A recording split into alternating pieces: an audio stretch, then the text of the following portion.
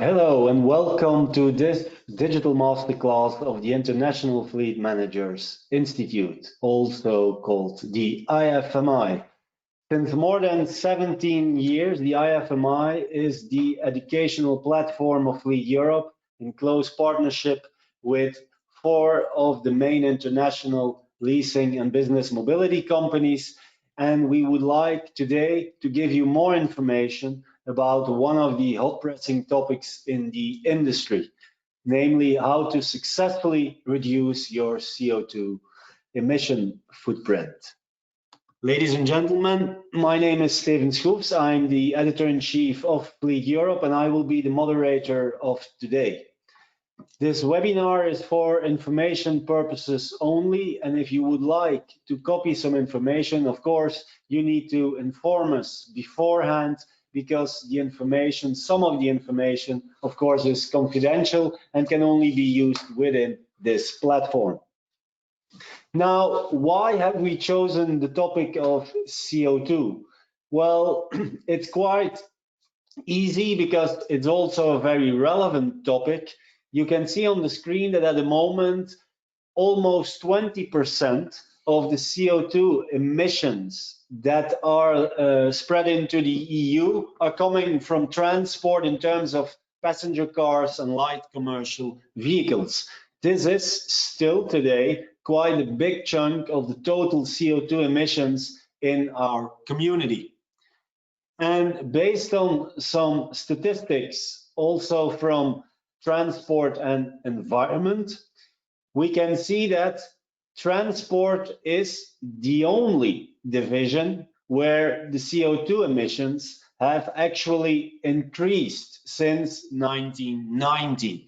So although that most of our companies and most of the suppliers are doing great jobs in trying to reduce CO2 emissions, we are seeing that still today our industry is one of the most pollutants when it comes to CO2.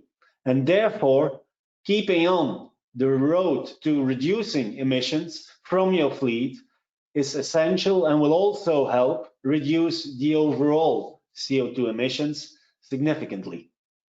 Of course, there are other aspects why CO2 reduction is important.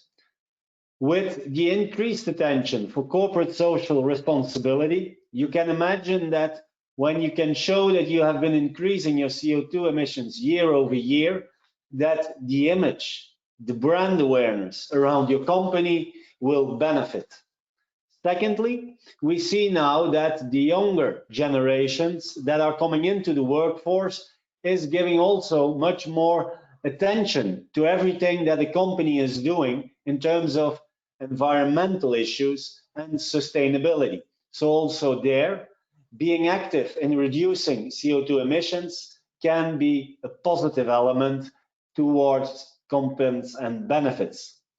And finally, CO2 emissions are closely related to your cost efficiency. Still today, CO2 has an impact on a variety of expenses. There are, of course, governmental incentives and subsidies for new powertrain vehicles. We see that most of the countries in the European Union have a taxation scheme for company cars that is still based on CO2 emissions. And finally, we also see that there are, let's say, more and more legislative pressure initiatives around CO2 in city centers, in countries. And this means that also from a cost perspective, the topic of CO2 is one that should be high on your agenda. And so the IFMI has decided in this webinar to explain to you how you can successfully reduce the CO2 footprint of your corporate fleet in Europe. I will not be the speaker today. We have invited 4 expert speakers within the IFMI that will highlight the key elements around reducing your CO2 footprint. You see them on the screen, and you will have the opportunity to go into the discussion with them via a Q&A session at the end of the webinar. The only thing that you need to do is to use the chat function in this GoToWebinar tool and send your question via the chat function. At the end of the webinar, it will be my role to select the most interesting questions. So it's up to you to find an interesting question around CO2, send it to us, and then I will ask that question to one or two of the expert speakers. For now, I hope that you have a really informative webinar, a digital masterclass around CO2 reduction. And I would like now to invite the first expert speaker, and that is Alex Struyens of ALD. And Alex Struyens is going to tell us a little bit more about the necessity of having a CO2 strategy. Alex, hello and welcome in this digital masterclass. Good afternoon, everyone. Thanks, Stephen, for the introduction. As mentioned by Stephen, my name is Alex Struyens, and I'm Senior International BIC Consultant for ALD Group. Before addressing the CO2 aspect and without reinventing the wheel, I would like to stress the importance of the strategy aspect, because having a strategy will allow you to set a consistent direction for key functional areas and establish priorities for your company. Having too many priorities is the same as having no priority at all. It will be the unique formula for success that forms the foundation of your business plan. And without a clearly defined or closely followed strategy, companies of all sizes tend to lose sight of their direction and where to spend their efforts and resources best. This will be illustrated in my next slide. In this sense, a company without strategy will have no control over events and will continuously chase after these events in a constantly evolving ecosystem. And as you see on the present slide, this ecosystem has as foundation the European framework, from which derives the national and local decision impacting de facto your fleet. And if we look at the presented figures, the CO2 clearly is at the heart of the European short, mid and long-term strategy. Long-term strategy, first of all, with the objective of being the first continent to be carbon neutral by 2050. Of course, we will by then all be flying around in autonomous drones. Joke aside, this clearly shows which direction Europe is taking in terms of mobility also. And if we look at the mid and the short term engagements and objectives of the European Union that have been implemented with the regulation showed on the slide, and setting CO2 performance standards for OEMs, 95 grams in 2021. I'm sure that all of you know these figures. 81 gram in 2025 and 59 gram in 2030. These performance standards for OEMs are impacting directly or indirectly the Paris fiscal framework of the local governments. The most recent example being the just formed Belgian government, who recently announced its plan to ban every company cars with combustion engines from 2026. That's just one renewal cycle away from today for some of us. This being said, and Stephen, you can switch to the next slide, it is clear that both internal and external factors will determine the importance of having a CO2 strategy. Having an ambitious strategy that is in line with the EU objective is one thing. However, to be successful internally in this, it needs to be attainable and measurable. You will find on the present slide some attention points we are addressing when accompanying customers in their car/mobility policy review. It is first important to assess where you are as a company and where you want to go. In other words, to proceed to a gap analysis. This will ipso facto allow you to identify the necessary cost of change needed in this process, and if you are ready as a company, but all the other stakeholders, to bear this cost of change. It is also important to know yourselves in terms of organizational and change habits. Are you an agile company or not? Moreover, do you have a decentralized way of operating or rather a top-bottom approach? This will determine the timing of your strategy, of course. And finally, and this will be addressed by the other speakers as well, what will be the scope? Will you apply it to the benefit fleet, to the utility fleet, etc. And in second instance, we need to prioritize and identify where and when you want to go. Do you want to be a pioneer in terms of CO2 reduction, or do you want to be considered as average to be market conform? And will you apply the same matrix and timing in all countries? Also, which baseline reference will you use? EU objectives? Will you align your internal objectives with this framework, or will you try to outperform this? All these questions may seem very obvious, but they are essential to determine the right skeleton for your CO2 strategy. And also, it will be important to note that the implementation of such strategy, if you want it to be successful and viable, goes along with an appropriate balance between the three pillars of such project: the CSR targets, CO2 reduction, TCO management, and the driver/employee satisfaction. These three elements can be summarized as the three P's: people, planet, profit. And concentrating too much efforts on one pillar may threaten the other pillars. If, for example, you focus too much on the profits or the cost savings initiatives, you could potentially impact the people aspect. And in other words, your employer's competitiveness to attract and retain talents. So perfect balance, or at least appropriate balance between these three pillars alongside your strategy and decision making will be crucial in this.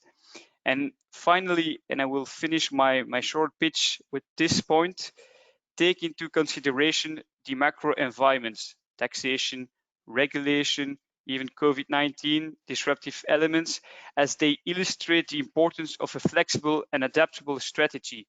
The strategy and milestones you have today will probably not be the same at the end of the journey. Thank you for your attention, and I will now hand over to David from LeasePlan. Okay, this is Steven again, your moderator. Thank you very much, Alex, for your insight, for your presentation. Ladies and gentlemen, as mentioned before, you can ask your questions to Alex and also the other presenters that you will see during this webinar. By the end of the webinar, we will have a Q&A session, and so send your questions via the chat function. Of course, really interesting is also to know what you need to do in terms of benchmarking your CO2 emissions. It's good that you know from on a regular basis how your CO2 emissions evolve and how they relate towards the industry, your peers, other companies, etc. So benchmarking is one of the key aspects if you would like to set up and continue with the green fleet strategy. And for this part, we have invited, as you see on the screen, David Wefers-Betting of LeasePlan, who is going to tell us more about the benchmarking exercise. David, good afternoon. Good afternoon, Stephen. Thank you. Alex, also thank you for the first part about the CO2 strategy. Perhaps a short introduction first. My name is David Wefers-Betting. I work at LeasePlan Corporation at the consultancy department. And today I will be talking about benchmarking, as already mentioned. Perhaps you can go to the next slide. So let's first look at why the benchmarking is important. Some of these topics have already been addressed, but we shortly want to summarize them here again. So there are three types of impact that your CO2 has. Firstly, the environmental. So if you look at the total emission impact of transport, road transport is responsible for 72% of those emissions. And the other 28% comes from shipping and aviation. And if we zoom in a little bit more on that 72%, we see that passenger cars are responsible for 44%, LCVs are responsible for 9%, and trucks are responsible for 19%. So this really underlines the importance of the environmental impact.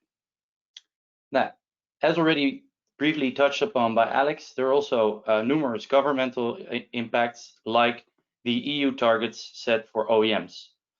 Alex already explained these, so I won't dive into them, but you can imagine that these rules for OEMs will have an effect on which cars they will offer you and they will bring to the market, as they will have to keep these thresholds in mind, and they're getting more fuel efficient over time. And then thirdly, the financial impact, already also briefly touched upon by Stephen in the beginning. CO2 emissions are directly related to your fuel spend. So a car with a lower CO2 emission also means less fuel cost. And next slide, please. So what are some of the challenges when measuring your CO2? The first and foremost, there are two types of ways you can measure your CO2 emission. That's by looking at the actual or real world driving fuel consumption. So what is actually being used as gas at the pumps, or looking at the OEM reported CO2. And these figures come from lab tests. And obviously there's a difference in between these. The real world consumption is always higher than what is being tested in a laboratory. This brings us also to the second challenge, and that's that these tests have been improved over time. So before 2018, we had the new European driving cycle. And after September 2018, the worldwide harmonized light vehicle testing procedure was introduced. Now, the reason why they introduced this new, more rigorous test is because they wanted to close the gap between what the real world emissions were and what was tested in the lab. But this also brings some challenges if you try to measure your own emissions over time. But we'll get to that in a bit. The third type of challenge is anything around reporting, and it's important to understand what's the composition of your fleet. So am I looking at LCVs alone? Am I looking at passenger cars alone? All different types of compositions. It's important to understand what you're looking at and when you're comparing. Next slide, please. Yes. So looking at the importance of actual fuel consumption versus OEM data, I've made here a graph where you can see the difference. So this is just an example, of course, but when you look at the 2015 figures, and a client here had an average CO2 in the real world of 160 grams, but the OEM reported average was 120 grams. And as you can see, that's quite a difference. Now, what they've done, of course, they have introduced WLTP. What does that mean if you look at the OEM data line? Is that on average, as you start renewing your cars, the actual CO2, the average CO2, I must say, according to OEM data, is increasing because the WLTP test is more rigorous, and therefore higher CO2 levels are given to the same vehicles. And so if you compare like the beginning of each line with the end, then if you only look at OEM data, you've improved only 10 grams over the past 8 years. While in fact, if you look at real world, you've improved from 160 grams to 130. And this is the reason why we would emphasize using real world data as much as possible. Yeah, next slide, please. So it's important to understand what share of your data you can get real world data, and what share is OEM data, and in between, what share is before 2018 and afterwards, or in other words, which has the old values NEDC or the new values WLTP. Ideally, in an ideal world, of course, you would only have the real world consumption figures, and you can get these from fuel cards or telematics. But in reality, there will always be a share of the fleet where this is not possible. Either in certain countries it's not possible, or you've decided to not use fuel cards or telematics. That could also be the case. Now, once you have the data in place, you can distinguish between two types of benchmarking: past versus present, or your fleet versus the industry. Now, when comparing yourself with what you've done, for instance, a year ago, it's important, of course, again, to include as much actual fuel consumption data as possible. Be transparent about what share is not from actual fuel consumption, and report on a country level. And when looking at your fleet versus the industry, it also is important to know what share of your fleet is actual fuel consumption, but also to make sure that this is in line with the share that competitors have as actual fuel consumption. Because of that difference, that could affect your progress compared to your competitors. And so you want to only show real progress and not because of a different share of actual versus OEM reported. And finally, it's also important again here to really focus on country level. This was a really short our part on benchmarking CO2 emissions. I would like to give the floor back to Stephen. Thank you. Thank you very much. Thank you, David. Thank you for the insights on benchmarking. Of course, you have the opportunity to discuss a little bit more the benchmarking part in our final part of the webinar during the Q&A. So if you have a question on benchmarking, then ask it via the chat function so that David and the other IFMI partners can hopefully answer your question. Let's move on with the third part of this digital masterclass. There is something happening on my screen. Yes, and that is the third part will be insight into the average CO2 emissions. We of course have seen that there is an evolution in terms of the CO2 emissions of your fleet. And in this part, Mark Taylor will shed light about how those CO2 emissions have evolved over the years and what are kind of, let's say, stimuli to drive CO2 emission evolution. So Mark Taylor of Athlon, I hope that you are in the webinar and that you can share with us some insights.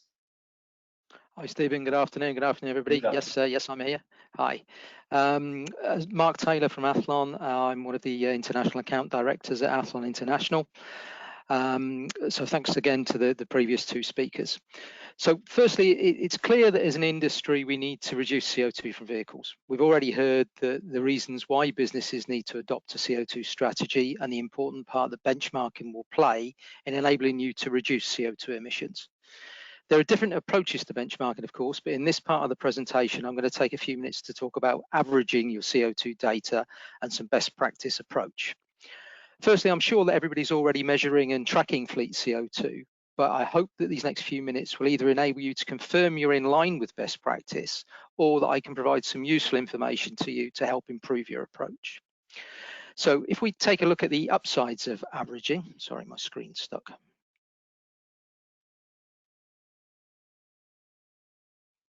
There you go. So first, the upsides of averaging are that we're comfortable in talking about averages. They're relatively easy to calculate. If we've got the correct data, we simply total up and divide by a number. It's easy to use CO2 averages to see overall trends. And as a result, it's easy to identify high-level actions required to change averages. However, at this point, I'd like to give everybody a warning. Averages can, of course, be very useful, but they can also be dangerous and misleading. To illustrate this with a really simple example, if you take a man and his dog, they'll have an average of 1 arm, 3 legs, 5 fingers, and half a tail each. And I'm not sure that averaged information would be particularly helpful to anybody. So it might seem an obvious starting point, but in my experience, it's often overlooked that when averaging CO2 data, the averages you calculate must be relevant and meaningful. So if we go to the next slide, we can take a look at some current data. So this slide shows fleet data from 2 of the major international lease companies on the call today. And firstly, as we'd expect to see, both graphs show a reduction of average CO2 of the active fleets and of new vehicle deliveries. That's good to see. The graphs also show an increase in the average CO2 in 2019 as a result of the move from NEDC to WLTP and the change in way that the figures are actually calculated. However, if we do some comparisons between the 2 graphs, we can see that on its own, the trend doesn't give us the full picture. If we look at the first graph, we see that even when accounting for WLTP, over the 5-year period from 2015 to 2019, the average CO2 of the fleet has dropped by 15 grams per kilometre, from 141 to 126. If we then look at the second graph, we see over the same 5-year period, 2015 to 2019, the average global drop is only 5 grams per kilometre, from 125 to 120. And if we look at the EU data, we see a drop of only 4 grams per kilometre, from 118 to 114. Now, important to stress, both graphs, as you'd expect, are entirely correct and provide the accurate picture of both lease companies' experience. And yet we see a difference in the average CO2 reduction of 10% for one lease company and only 3% for the other. So we need to understand what's the best way to calculate relevant and meaningful CO2 data that will provide a bigger picture and a better picture of your fleet. Most businesses tend to take a generally simplistic approach to averaging fleet CO2. They total up the OEM CO2 data, divide by the number of vehicles, and this is repeated on a periodic basis and will usually show a reducing trend as a result of OEM improvements, growth of EVs, or policy changes such as CO2 cap reductions. This approach is fine. However, I'd strongly recommend adopting a multi-layered or segmented approach to calculating the averages. We should be on the next slide, please. Only tracking the average total CO2 of your fleet will give a very high-level picture and will not provide enough detail or the ability to identify and manage opportunities at the right level. The more layers or segments of data available, the more accurate and relevant the averages will be. And this in turn will enable you to take a strategic approach to deliver targeted CO2 reduction. The graphs on the previous slide showed simple but significant differences in the CO2 averages, which illustrates the point that the more fleet data is segregated via a multi-layered approach, the more specific the outcomes will be. This will enable you to take a more targeted approach to decision making for the different parts of your fleet, as opposed to simply setting an overall number or a percentage target for the entire fleet. This in turn will maximize your chances of success in reducing group specific and average CO2 emissions across the entire fleet. So specific CO2 segmentation should initially be undertaken at 2 levels. Firstly, on a geographical basis, where CO2 can vary from country to country due to differing availability of vehicles or different local in-life vehicle usage. Measuring average CO2 on a localized geographical basis will enable, sorry, my screen's gone again, will enable each country or region to track their average against their own specific local market, and also enables the corporate centre to compare different countries or regions across the business and not take a one-size-fits-all approach where it may not be a good fit. Secondly, CO2 data should be segmented at policy or vehicle group level. Regardless of whether you use a standard OEM data or you use telematics and fuel card data to calculate the real CO2, a large van with a heavy cargo and a lot of stop-start journeys will produce a much higher CO2 than a small pool car doing a 1-mile journey every day. Therefore, by separately averaging CO2 by usage type, you'll be able to measure and then set specific and relevant CO2 reduction targets and track progress for the different areas of your fleet, like cars and vans. Further segmentation can also be applied, for example, across the passenger car fleet by separately looking at job need versus perk cars or managers' cars, or indeed across different employee grades. When calculating the average CO2, we also need to consider which data is key to measure. Now, as a minimum, this should include either contract or actual mileage data, OEM or actual CO2 output, fleet volume by segment at the point of calculation, and the age of the fleet. I would recommend further data segmentation again by separately calculating the average CO2s for those areas for the active fleet, separately for the new vehicles delivered over the past 12 months, and also for vehicles currently on order. That will enable a year-by-year or a period-by-period trend analysis across the whole fleet. The importance of trying to use actual data was spoken about earlier on. Therefore, deciding on the source of your data that you can use is also crucial.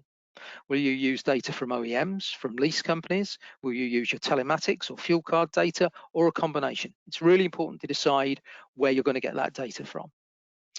Obviously, you need to know how frequently you'll calculate the average CO2.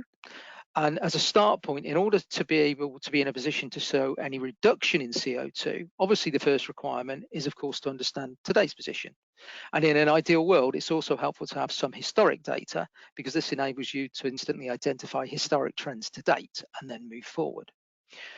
Most businesses will have historic fleet data that can be segmented in some way, but if this isn't the case, it should be something that your lease company partners can support you with. And of course, in looking forwards, you need to decide how often you're going to track and trend the averages. Will it be on a monthly, probably too often, maybe a quarterly, maybe an annual basis? And then you need to consider whether you're satisfied with just seeing your own trends, or whether you want to compare your data to industry peers or the wider market. Of course, there's a lot of data available online, and again, your lease company will be able to assist you with some comparisons with this. And finally, be aware that regardless of your planning and policy, there are other issues that will be completely outside of your control that may affect your CO2 averages. We had heard earlier about some of the macroeconomic challenges, but simple things like drivers' taste changing over time can catch you off guard. We know that SUVs are currently very popular, but will this trend continue, and what will come next? And of course, no presentation today is complete without some reference to the COVID pandemic. Whilst we try to predict what changes will happen in fleet, the reality is we don't know exactly what the world in general will look like post-COVID, or indeed what the effect on fleets will be. The popular thought is that we'll continue to see mileages and vehicle usage remain at pre-pandemic levels due to the popularity of working from home. However, if people continue to take less flights and continue to be nervous about using public transport, it's also possible that we'll see a reasonable number of people actually driving more miles than they did before the crisis. So if we go on to the last slide, just simply to summarize, in approaching the topic of averaging CO2 emissions and data, there are several key considerations. Averaging data is helpful, but can be misleading. Simple averaging does not provide the full picture. Segmentation is absolutely key to providing relevant and meaningful data, which you can then use to make strategic decisions and focused decisions. You need to understand where you can best obtain reliable data from.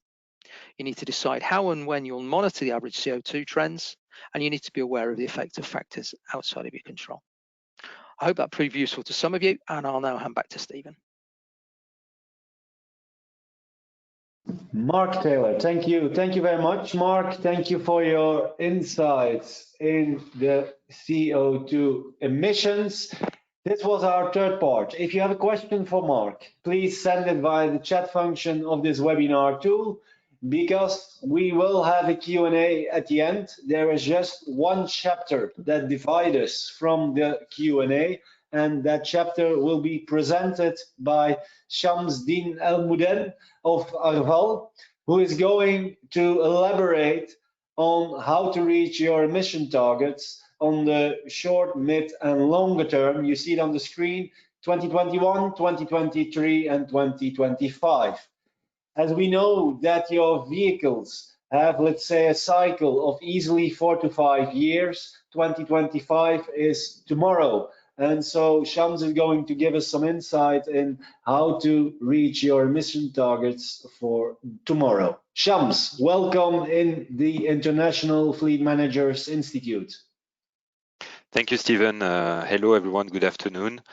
First, a short introduction. So I'm Shamsdeen Al-Muden. I'm the International Director for Arval Consulting, and I will be presenting you some, let's say, insights on how to reach your emission targets in the coming years.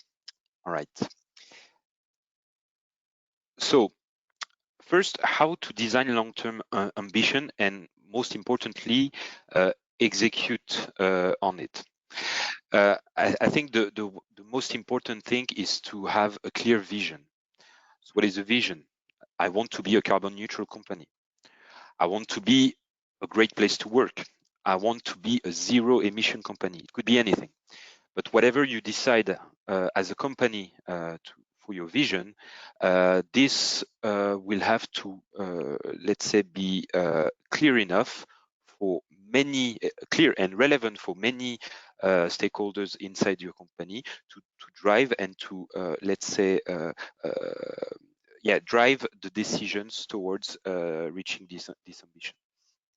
And of course, when you have a vision, you need to monitor the progress of this ambition, and with measurable targets and KPIs. What we recommend is to have KPIs towards driver satisfaction, TCO, and CSR. Alex told us that in the first part as well. Those are the three key area which will drive, let's say, success in your strategy. So let's say for employees or driver satisfaction, you can use the NPS survey. You can use as a CSR target the CO2 emission, of course, but also, and why not, if you are already a carbon neutral company, it could be the carbon credit spent that you have today. And of course, making sure that you are able to measure this at the start of the project. It's very important to make sure you land and where you want to be in the 5 years time or more, depending on your target. The other thing which is important, so climate is everyone's problem, if I may say, and it's the same in the company. So you need to engage not only, let's say, the fleet community or mobility community inside your company, but of course HR, finance, CSR, of course, but also your suppliers. Your suppliers also have a responsibility and accountability in the success of your ambition. And you need to make sure you get commitment from all those parts to ensure support along the way, because it's a long journey, if I may say. So if you move to the next slide.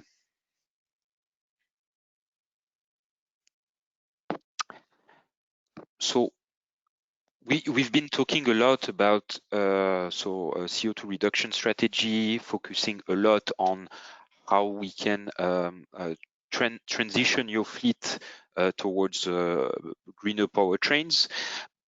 But that's not the only lever you have available. I think the introduction also of alternative mobility is a key lever to reduce your CO2 emission.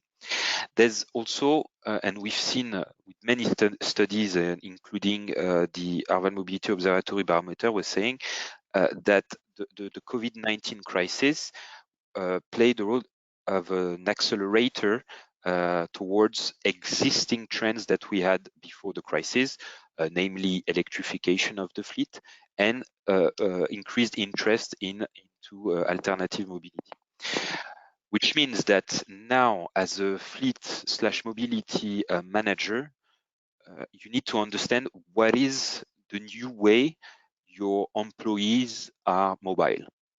It has been completely disrupted. You have more remote working, you have, let's say, public transport not so popular anymore. So essentially, in the last few months, your employee used new ways to go to work or to be mobile in general, and you need to understand that. And this is not something which is straightforward. So you have to put action in place to understand what has been going on in the last few months. On top of that, you need also to audit what are my infrastructure. And does my infrastructure, my building and the surroundings are ready to welcome new types of mobility? Do I have the right amount of charging station? Does the city where my office is have bike lanes available? So there's many other parameters that you need to understand also to assess, let's say, the readiness for introduction of new mobility. Once you have all those information, so you know about how your employees are mobile, you know what are, let's say, the existing capabilities in terms of infrastructure and equipment around you, you can build then the right mix of sustainable mobility solution for your employees to make sure it fits the new needs that they have post COVID-19 crisis. And obviously, if you take a bike, if you take car sharing, if you take ride sharing as well, those solutions are for sure more sustainable than the one were historically used before. So if you move to the next slide, please, Steve. So we are talking about strategy who will last 3 to 5 years. It's a long time actually, and it's not let's say the work do not stop when you have your plan. This plan will have an executed time frame very long, so you need to make sure you have the right momentum in your organization. And for that, we suggest to have a regular communication to the employees as well, because they are, let's say, central actors in those changes. Of course, the management on the goals achieved. You can also organize additional trainings for all employees and also the driver community on, of course, eco-driving and safety. This is something which has been relevant for many years, and it's even more the case today. You need also to stay close to the market. We are today in a fast changing environment. I'm not teaching you anything here, but sometimes it's hard to follow. So I think it's the job of the mobility/fleet manager to make this information available, to stay close to the market, to watch for new mobility alternatives available, to also check what are the new capabilities, the new technologies around the car, as they can be a new lever for you to achieve your CO2 reduction goals. And of course, you can even, depending on those new possibilities, you can either adjust your strategy, being more aggressive or maybe less aggressive, depending on the situation.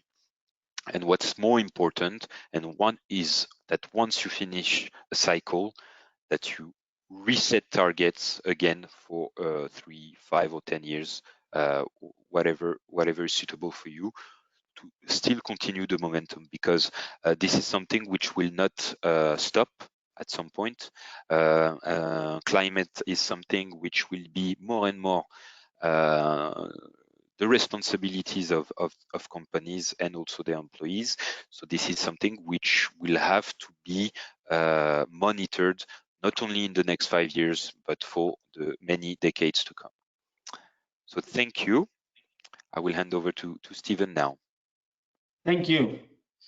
Thank you very much. Thank you, Shams. Thank you for this chapter. And so if you have questions for our gentlemen, please use the chat function, because we will start in a minute the Q&A with our expert speakers. To close the, let's say, lecture part, just 10 quick wins, 10 tips to reduce your fleet CO2 footprint. The first one, and it came already in this presentation, is to set a vision, to have a strategy, and to engage your stakeholders. It's also, secondly, interesting to have a clear picture of the benefits, because you will see that those benefits will lead also to engagement from your stakeholders and your employees. So it's always better to focus on benefits, on the positive side of things, than on the negative side of things. And you will know it even more than I do when you talk about cost savings. For some people within your company, this will not always be seen as positive. Thirdly, strategy, of course, must be measurable and attainable, and so you should also be capable of, on a regular basis, monitor your strategy and do updates. 4, communicate to all employees. When we talk about CO2, when we talk about the environment, it's a topic that is important for not only the company car drivers, but for all employees. So when you do the CO2 footprint exercise, it would be recommended to try also to include all employees. You do probably the same when you're going from a fleet strategy to a mobility strategy. in the future. Lead by example. We have seen in the past, of course, that the first electric vehicles, you saw then the picture of the CEO next to the nice electric car. Well, it's always good that it's not just only for the picture, but that also top management, senior management is giving the example when it comes to driving vehicles with less CO2. Be prepared to be flexible and ensure market prioritization. Indeed, not all countries are the same, and it will be easier, for example, to introduce electric vehicles in Norway than it will be in Poland or in Romania. So based on the market reality, you can also adapt your strategy and the implementation of your CO2 policy. Educate employees. It's always good that you can make themselves responsible for the actions that they are taking. And for example, also by choosing already the right travel modus when they come to the office, when they go visit clients, etc. So it's not necessary that this is always done by the same company car. Create driver engagement and involvement, and that you can do via simple tools that you are probably already using. You can set up surveys, there's communication via the internet and so on. So also here, if you have a momentum, please don't lose that momentum, but try to engage them on a regular basis and involve them into the CO2 discussion.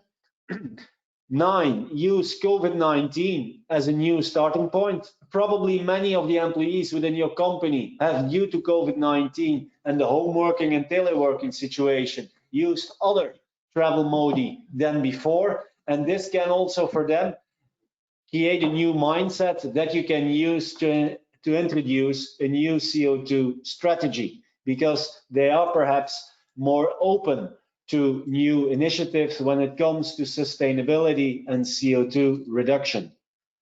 And finally, number 10, evaluate the role of telematics. We know that it's not for every company an easy thing to introduce, but telematics could be one of the solutions that you can use to drive CO2 downwards, and also to help to support your employees in keeping the momentum to be a good driver of the company car. And for example, telematics can also be used to within gamification and within the carrot and stick approach. So you could also see how telematics can be helpful there.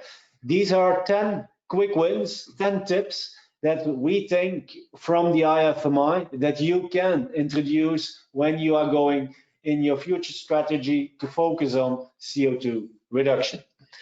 And then now, ladies and gentlemen, it's time for our Q&A. You see here on the screen the experts that we have. So you already heard from Alex Struijns of ALD, David Wevers-Betting of LeasePlan, Mark Taylor of Athlon, Shamsdeen Elmoudin of Arval, and we also have in this expert panel a colleague of David, namely Sjoerd Brenters of LeasePlan. So if you have a question, send it via the chat function and I will moderate a brief Q&A with the experts. First question, and let me ask that one to David. David, the EU target for CO2 emissions that also I think you presented in your presentation, and Alex did the same in his, are presented in NEDC figures and percentages. Do you have more insights, or do you know if that exists also in WLTP correlated figures, or should fleet managers make use of other sources, for example, the ratios given by the International Council of Clean Transportation? Thank you, Stephen. That's a very good question. The whole transition from NEDC to WLTP is quite complicated and has caused a lot of confusion in the market. To keep it as brief as possible, they set the 2021 target in 2015 without knowing the full impact of transitioning to WLTP. So this was already a lower target, and they knew that the WLTP values would be higher.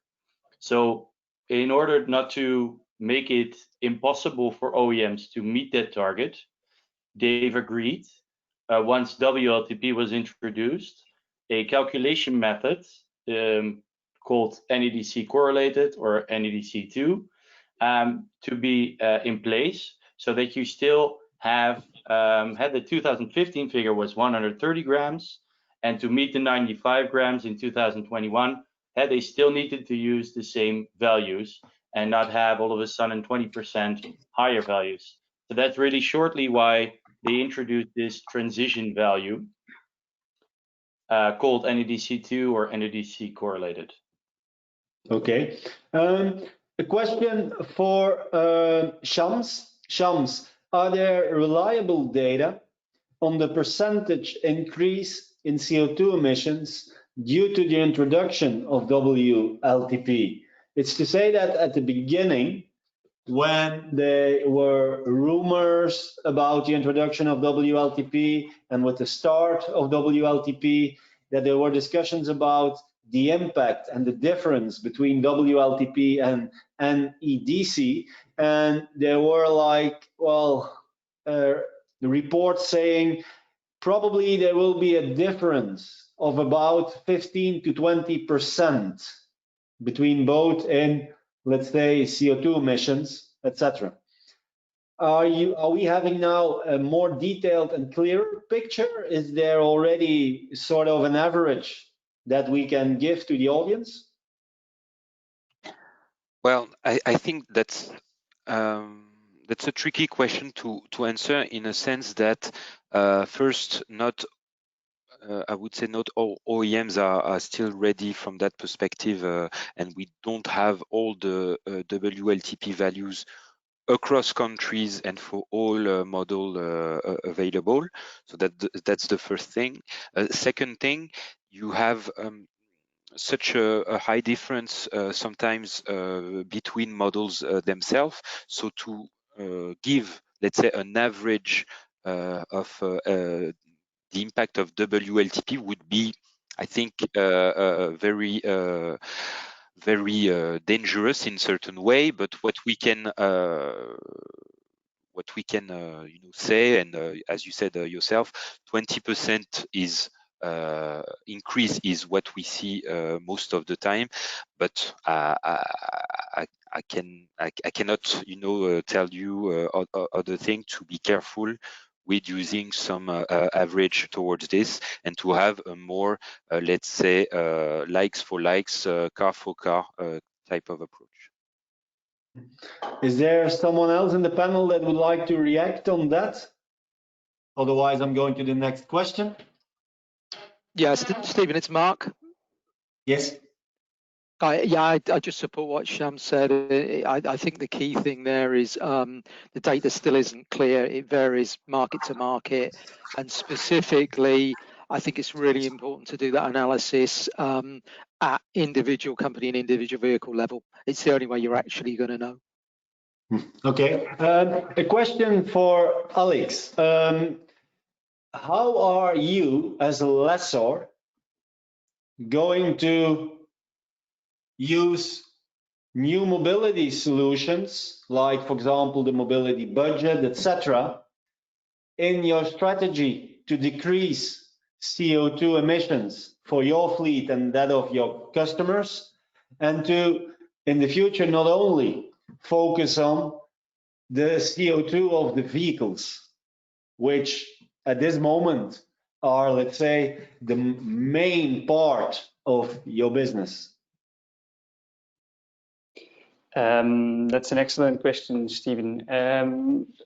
from my point of view, and that's also the point of view shared by my colleagues at ALD, the best way to reduce CO2 emission is, of course, to have a focus on your biggest impact being the cars, but to address this as a holistic approach by approaching the whole mobility question.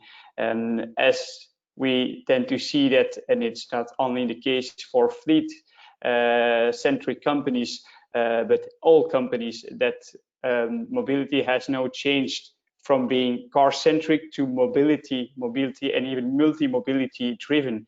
Once again, if you look at the trends and the frameworks that have been set up by the governments, by the EU framework, we see that greenification, electrification will be key in the future. And as a leasing company, and that's not only short-term but long-term objectives, we tend to be mobility providers. And maybe to summarize what I just said, a CO2 strategy should involve all stakeholders, not only the fleet manager or mobility manager, but more and more facilities, procurement, HR, as they need to be addressed in a more comprehensive way, and fitting, let's say, the right mobility solution to the right profile. Where before it was the right powertrain for the right profile, now it will be the right mobility mean for the right profile. Okay, I have 2-3 more questions. First one is for Mark. Mark, what is your recommendation in terms of deciding as a fleet manager if you can still have, yes or no, some ICE vehicles in your fleet, knowing, for example, that going from NEDC to WLTP, there has been a significant increase in taxation, fuel consumption, and so on for certain brands, models, and so on. And that has a negative impact, possibly on the underpinning car policies. So what is your recommendation for fleet managers that have a little issue in determining, should I move to electrification? Where, at what time is it good to stay with ICE vehicles with lower CO2? Yeah, that's another good question, Stephen. I think at this point in time, it's probably about a blended solution based on your strategy and objectives as a business. It depends where you want to be and how quickly you want to get there.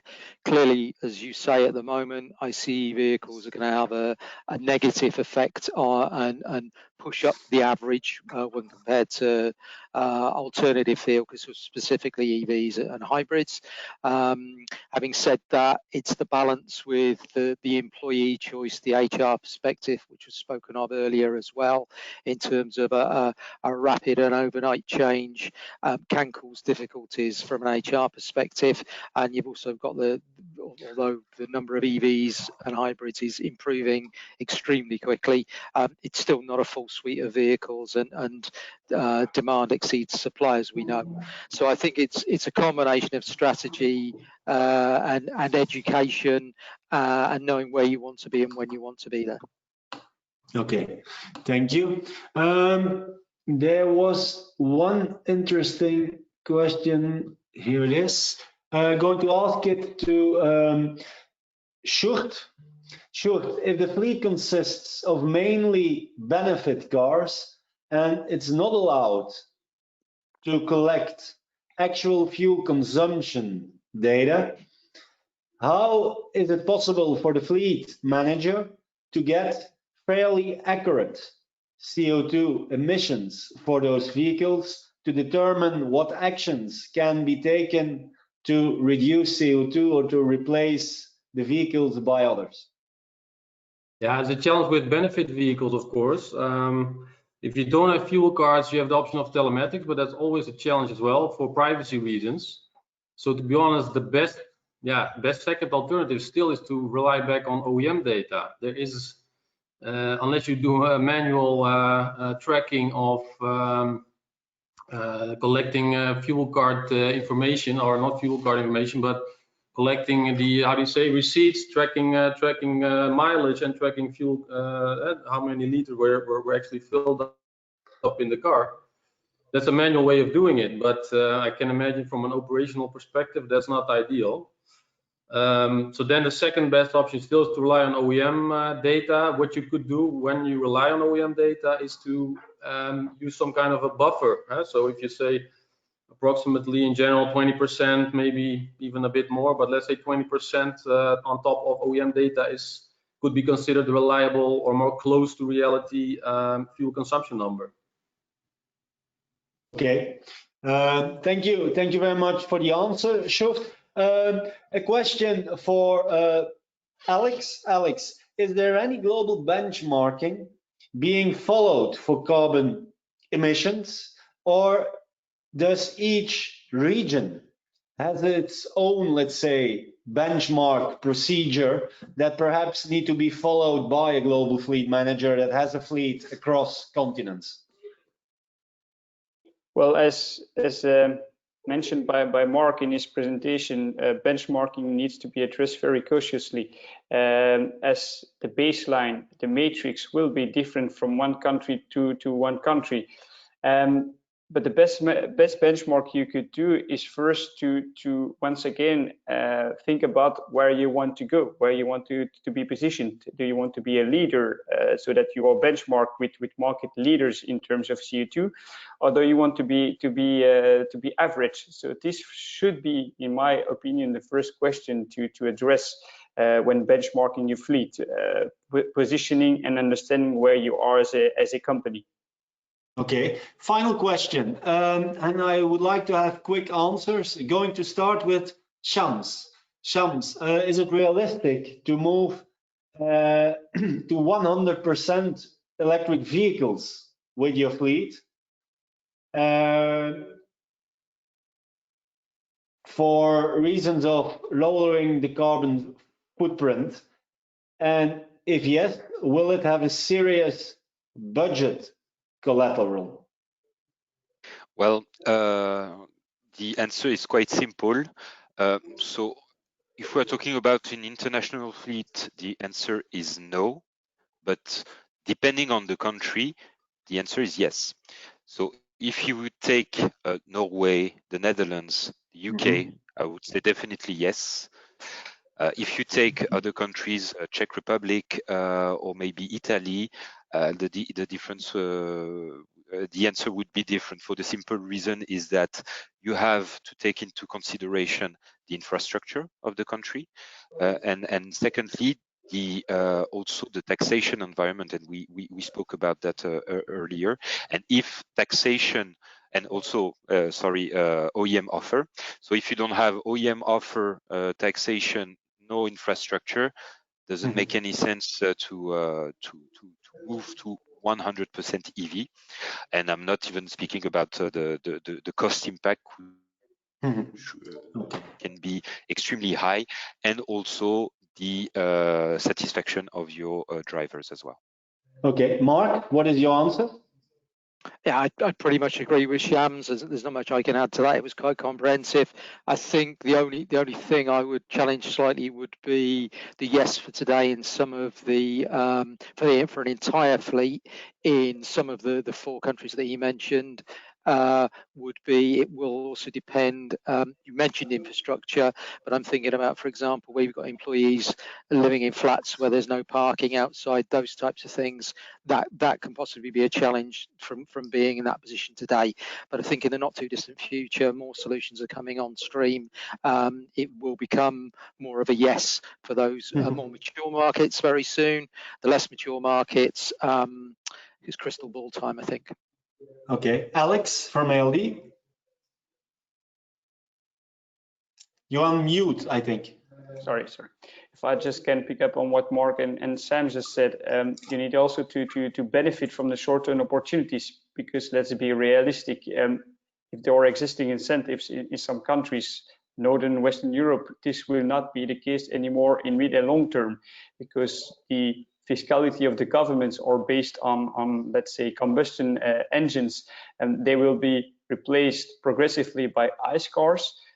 these I-scores should be also compensated somewhere in the government's budgets. So at short term, I will indeed make a balance between the risk such vehicles represent, but also the cost perspective, which is at short term very interesting in terms of electrification. Good. And then finally, for lease plan, David or Sjoerd, you can decide who is going to answer. We would like to end with a positive note. We know that lease plan is a big advocate of 100% electrification. So I think that for you, the answer is yes, it's possible, and we should do it now. I don't want to make it a lease plan pitch, but indeed, Stephen, it's we do at least take the lease plan examples from where we have the 2021 ambition to switch our entire own fleet, so lease plan employee fleets, to zero emission vehicles. So it starts with the ambition, of course, and the strategy to do that. We also do see in the countries already mentioned, such as Belgium, for example, lease plan Belgium, lease plan Netherlands, our own employees are actually fully or near fully switched to EV at the moment. If you want, you can touch upon every country. The cost is going to increase, obviously. So I think we all agree that a waved approach makes most sense. Shams mentioned the Nordics, for example. I mentioned Netherlands, Belgium. Those are the countries where you can start with. You can look at other countries in the meantime, maybe do a hybrid vehicle solution in the meantime. Where there's a will, there's a way, but of course, in real life, there's also the cost aspect on the other side. So I'm sure that the right message, I guess, to close this off with is if you start today, at least by 2025, 2030, you will have reached your zero emission targets. Okay, thank you, gentlemen. Thank you, Alex, David, Shamsdin, Mark, and Sjoerd. Thank you for the presentations and answering the questions. Ladies and gentlemen, there will be a recorded version of the webinar that we will share with you on our website, fleeteurope.com. And also for the upcoming IFMI sessions, it's good to keep an update on our website, fleeteurope.com. Just to end, I would like to present also 5 webinars next week. Next week, Fleet Europe organizes the Fleet Week from the 12th to the 16th of October. We will have 5 days in the week. We will have 5 webinars and 2 fleet launches. Each webinar starts at 3 p.m. and you can join for free by visiting conference fleeteurope.com. Okay, if you do that, then you can join for free. You see the titles of the webinars on your screen, and we also have fleet launches with Polestar and Link & Co. And then to end really this session, don't forget to subscribe, to register for the Fleet Europe Summit on the 17th and 18th of November. Thank you very much. Have a good afternoon and see you in the next event. Bye-bye. Thank you. Bye-bye. Bye-bye.